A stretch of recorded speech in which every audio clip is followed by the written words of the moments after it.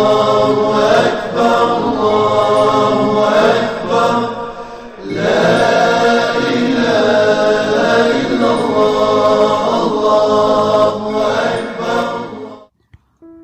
الاضحیٰ سے سیکھنے کی چند اہم باتیں۔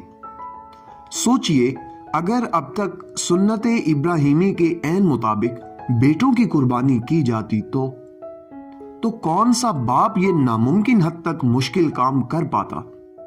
شکر ادا کیجئے اللہ رب العزت کا کہ جس نے اپنے کریم محبوب صلی اللہ علیہ وآلہ وسلم کے صدقے ہمیں یہ رعایت فرمائی ہے۔ عید الاضحیٰ کو عرف عام میں عید قربان بھی کہتے ہیں۔ کیوں؟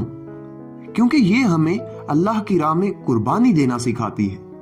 مفہوم قرآن ہے کہ تم تب تک کامل ایمان والے نہیں ہو سکتے جب تک کہ اپنی سب سے قیمتی چیز اللہ کی راہ میں قربان نہ کر دو۔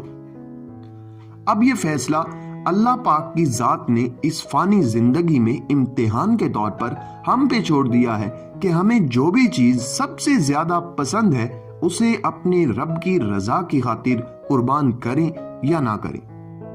پھر یہ قیمتی چیز آپ کا روپیہ پیسہ بھی ہو سکتی ہے اور آپ کی انا بھی۔ اس عید کا تیسرا اہم سبق مفہوم حدیث ہے کہ تم میں سے کوئی بھی شخص تب تک کامل ایمان والا نہیں ہو سکتا جب تک کہ وہ اپنے مسلمان بھائی کے لیے بھی وہی چیز پسند نہ کرے جو وہ اپنے لیے کرتا ہے۔ تو سوال اب یہ ہے کہ کیا ہم نے اس عید سے یہ بات سیکھی؟ نہیں سیکھی تو براہ مہربانی سیکھیے، اس سے پہلے کہ ہمیں دی گئی مہلت ختم ہو جائے اور پھر پچھتاوے کے سوا ہمارے ہاتھوں میں کچھ بھی نہ ہو۔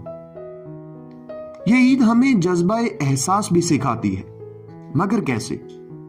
وہ ایسے کہ ہم قربانی کے گوشت کو برابر 3 حصوں میں تقسیم کرتے ہیں اور پھر ان میں سے 2 حصوں کو جذبہ ایثار اور احساس کے تحت اپنے غریب رشتہ داروں اور عام غربا و مساکین میں تقسیم کرتے ہیں۔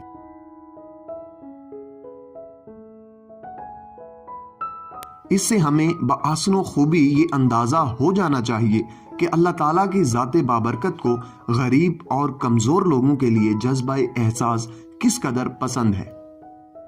اس کے علاوہ بھی بے شمار باتیں ہیں جو یہ عید ہمیں سکھاتی ہے، لیکن ویڈیو کو طوالت سے بچانے کے لیے باقی کی اہم چیزوں پہ غور و فکر کی زحمت میں آپ کے سپرد کرتا ہوں، اس امید کے ساتھ کہ آپ کو ہماری آج کی ویڈیو بھی اچھی لگی ہوگی۔